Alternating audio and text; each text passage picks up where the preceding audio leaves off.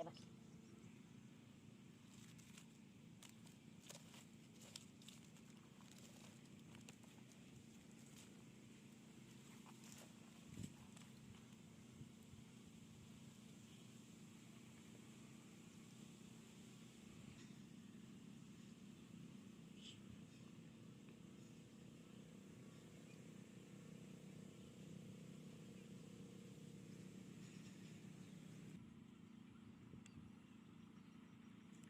Cái một bay ba kéo luôn.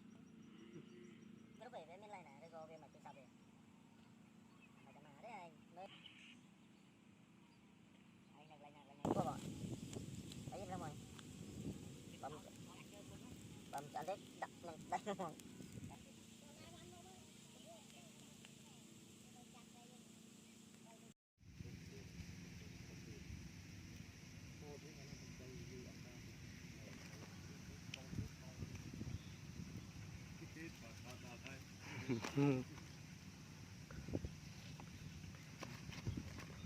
Nung.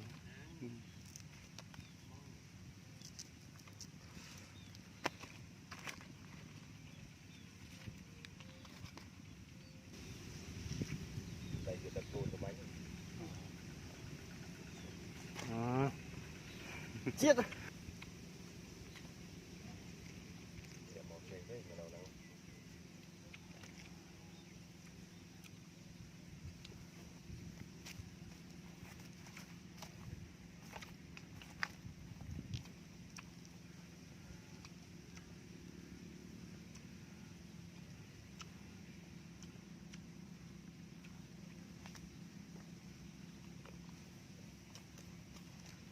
Chụp theo cái gần đây lên. Em chụp tông được không?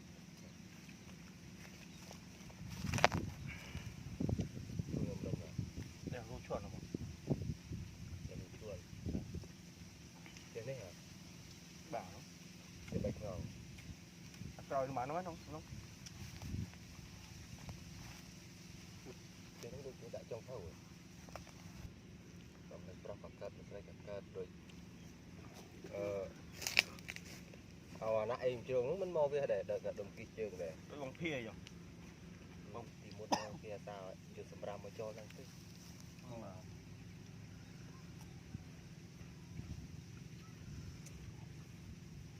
Cái này phun cái này nhỉ? Để giúp một độ play lỗi tới. Chọn thằng đó bom. Nó là ó rồi nhá. Từ từ lâu rồi scan. Vậy thì vừa bom vừa tới thì cái tuyến rừng này. Luôn này. Rồi là kháng như tôi đã bỏ lưỡi tiền không? Đây anh bỏ lưỡi tiền anh chứ.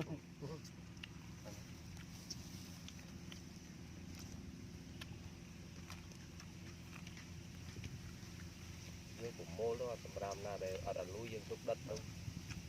Là núi như bật.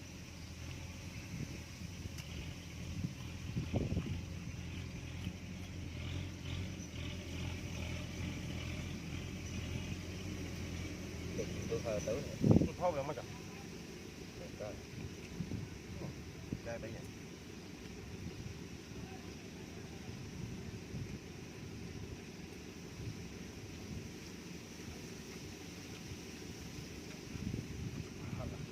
Áo xanh. Cái xanh. ngồi vào đây. Cái sạch vẫn và thằng hôm lên nó vừa có bảo và giờ là tất cả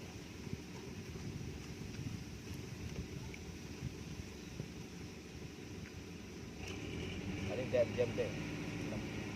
một thằng đem xe không á làm một bé gì thằng sợ phơi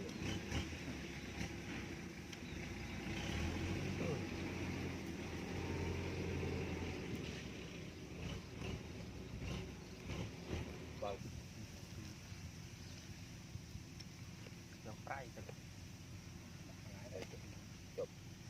đang vào phải em chạy lên trong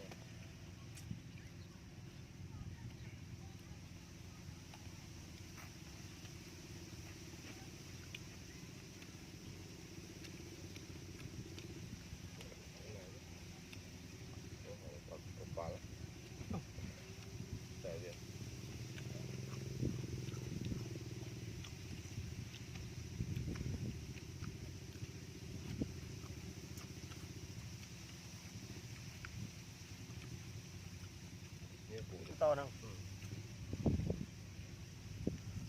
to chơi vào nào bây giờ tự sản không cái này của phục với đâu phục chạm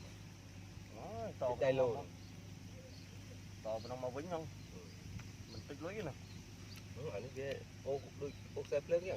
bà ô mì kia nè đó ô tam plau nào bị bay rồi đã lụa đây biết kilo kịp kìa bà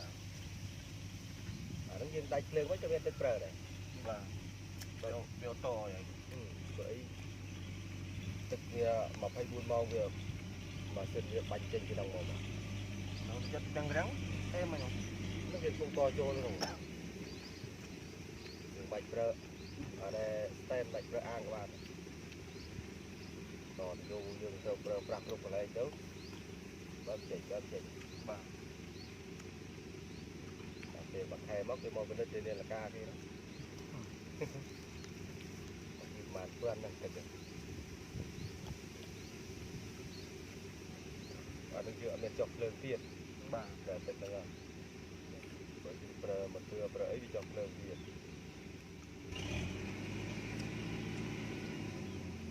cái này một cái to ọt bong xì vai cái to cái đất thật bà đâu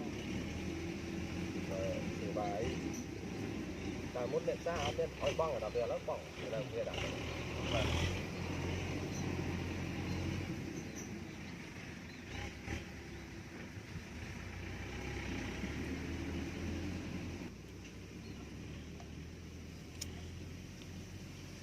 tới gần ngày đến đây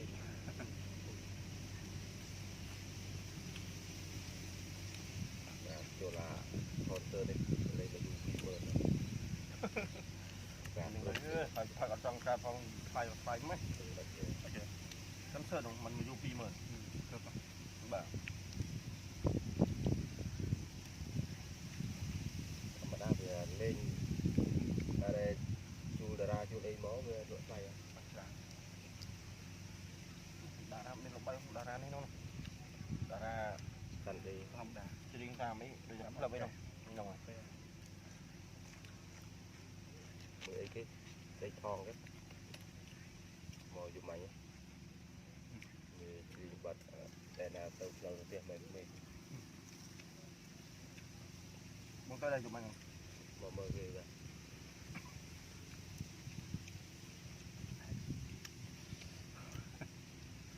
bị mất ai đó thì tập đi mất ai đó ngày tin mình theo máu rồi mình tích anh nhung cấp mà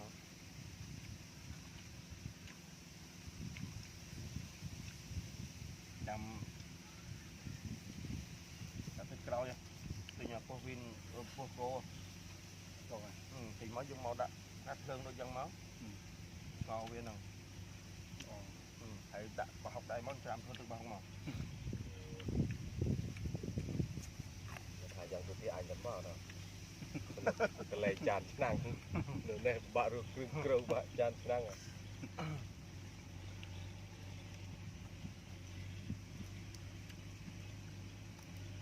anh nhớ ra hào quay một phát cái tờ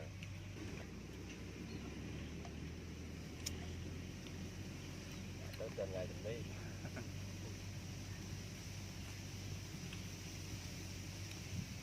chỗ là con tơ đây đây là dùng phim mờ phải có trong ca phong phải mấy cắm sơ đồng mình mới dùng phim mờ bà mà đa về lên ở đây chu ra chu đây máu về đội tay đã ra bên lục bay đã ra đấy không đã ra thành thì không đã chỉ riêng ta mấy bây giờ là bên đâu rồi mười cái thon cái mồi dùng mày như bật đây là từ đầu tiên mình muốn tới đây chụp anh mà mơ ghê ra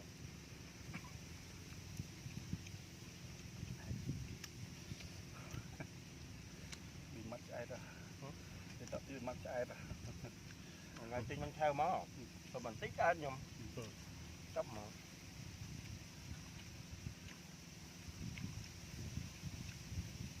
ចាំតែទឹកក្រោយទិញពោះវីនពោះគោចុះទិញមកយើងមកដាក់ណាត់ភ្លើងដូចចឹងមកកោវាហ្នឹងហើយដាក់ប្រហុកដៃមកចាំធ្វើទឹកប្រហុកមក thà dần tôi thấy anh lắm mà đó cái này chán năng nữa này bạn rồi kêu bạn chán năng à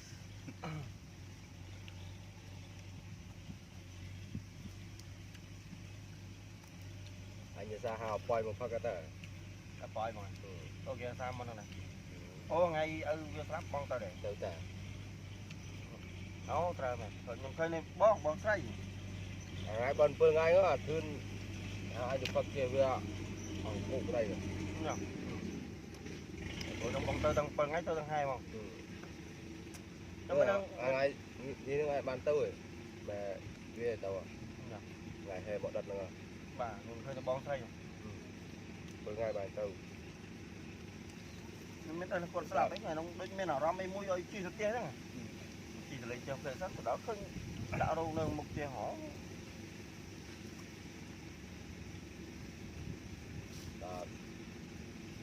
anh trai thật có đây nè thương bòi mò tiền nhau bò có ăn sữa băng phố đây giống mà đi băng bạn dây kia rồi អូអត់បានទេបាទមកគាត់នោះតែលោកបានធ្វើចេះធ្វើអីគេផង băng tu rất kia tức là rất sắt quá ទាំងអស់នោះអូអត់បានទេមក cài bờ cao kia giờ chứ gặp đi nè bạn đôi sắt đấy បានកាត់មួយ rất chắc rẻ để đến băng ấy anh dân thập phật bật cơ đó để ơi dân phật បានកូវីដ ở đây phật này phật của mình អត់ này ទេបង tập rạp triệu mượn tiền của này nữa ទៅសាផងនោះបង thì luôn muốn tục អូជួលគ្នានោះតែមិនទេបងមុំនៅទីជួលដែរនោះ chuột tê đồng phú hoặc lại chuột lệ phú tê ញ៉ាំ đồng phú kia ở cái chuột này rồi bây ruộng ngay ban hết cả ở đâu đấy យើងដូរគេអត់ដូរវិញ tao cái đồ អញ្ចឹង là lâu ទៅចង់ឲ្យបាក់ទៅហូបកា bà ở thơ យើងក្នុងភូមិ đi đó người bà bắt